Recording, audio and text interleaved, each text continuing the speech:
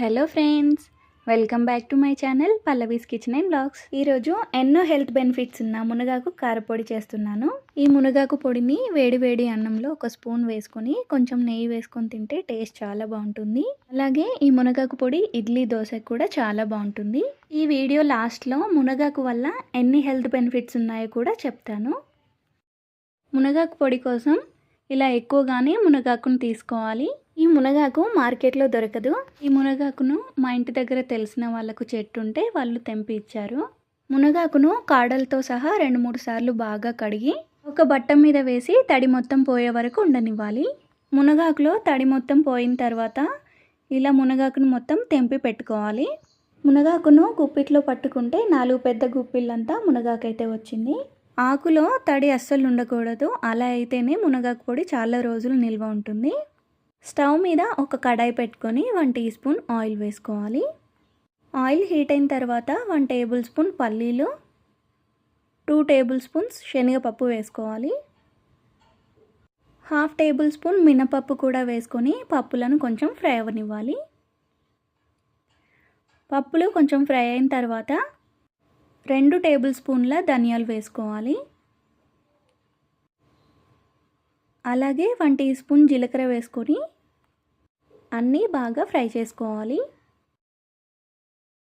ఇలా అన్నీ ఫ్రై అయిన తర్వాత 1 టేబుల్ స్పూన్ నువ్వులు వేసుకొని ఒకసారి కలుపుకొని స్టవ్ ఆఫ్ చేసుకోవాలి.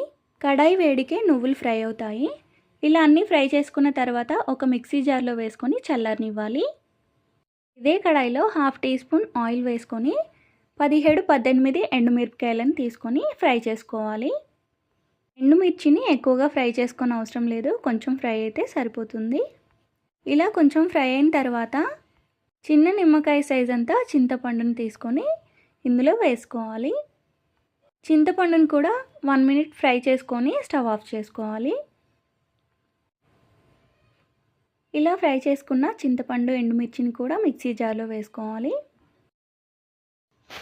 కడాయిలో కొంచెం కరివేపాకు, 1/2 టీ స్పూన్ ఆయిల్ వేసుకొని కరివేపాకును కూడా ఫ్రై చేసుకోవాలి.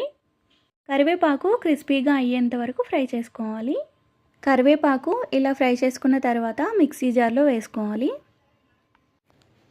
కడాయిలో మునగాకు వేసుకోవాలి. మునగాకులో ఆయిల్ వేయకుండా ఫ్రై చేసుకోవాలి. ఫ్లేమ్ని సిమ్లో పెట్టుకొని ఫ్రై చేసుకోవాలి. హై ఫ్లేమ్లో పెట్టి ఫ్రై చేస్తే వాటర్ ఫామ్ అయ్యి కూర వండినట్టుగా అవుతుంది. కాబట్టి ఫ్లేమ్ని సిమ్లో పెట్టుకొని కలుపుతూ ఫ్రై చేసుకోవాలి. మునగాకులో తడి అస్సలు ఉండకూడదు. తడి లేకుండా చూసుకొని వేసుకోవాలి. మునగాకు ఫ్రై అవ్వడానికి టైం కొంచెం ఎక్కువగానే పడుతుంది. ఈ మునగాకు ఫ్రై అవ్వడానికి 15 నిమిషాల టైం అయితే పట్టింది. కొంచెం మునగాకును తీసుకొని చూస్తే ఇలా పొడి పొడిగా అయితే మునగాకు పర్ఫెక్ట్గా ఫ్రై అయినట్టు. ఇప్పుడు స్టవ్ ఆఫ్ చేసుకొని మునగాకును కడాయిలోనే ఉండనివ్వాలి. అయితే మునగాకులో ఎక్స్ట్రా తడేమున్నా పోతుంది. స్టవ్ ఆఫ్ చేసిన తర్వాత 5 నిమిషాలు కలుపుకోవాలి.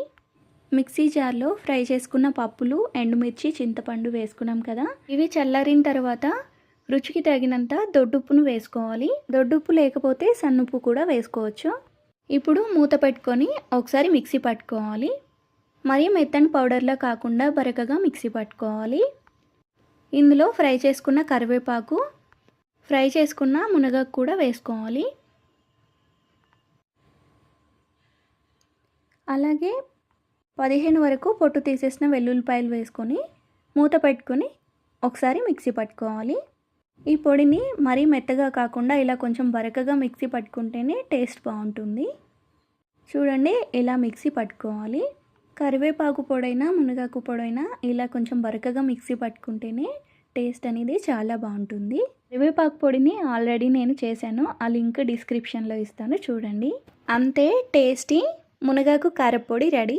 మునగాకు రోగనిరోధక శక్తిని పెంచుతుంది. ఎముకలు బలంగా ఉండడానికి ఉపయోగపడుతుంది. మునగాకులో యాంటీ ఆక్సిడెంట్స్ ఉండడం వల్ల హార్ట్కి చాలా మంచిది. మునగాకులో ఫైబర్ ఎక్కువగా ఉండడం వల్ల డైజెషన్ ప్రాబ్లమ్స్ కూడా రావు. డయాబెటీస్ ఉన్న వాళ్ళకి కూడా ఇది చాలా మంచిది. ఎన్నో హెల్త్ బెనిఫిట్స్ ఉన్నాయి. ఈ పొడిని తప్పకుండా ట్రై చేసి చూడండి. మీకు ఎలా వచ్చిందో కామెంట్ చేయండి. మునగాకు పొడిని ఒక గ్లాస్ జార్లో వేసుకొని 2-3 నెలల వరకు స్టోర్ చేసుకోవచ్చు. మీకు ఈ వీడియో నచ్చితే లైక్ చేసి మీ ఫ్రెండ్స్కి, రిలేటివ్స్కి షేర్ చేయండి. మరిన్ని రెసిపీస్ కోసం పక్కనున్న బెల్ ఐకాన్ని క్లిక్ చేసి సబ్స్క్రైబ్ చేసుకోండి. Thank you for watching.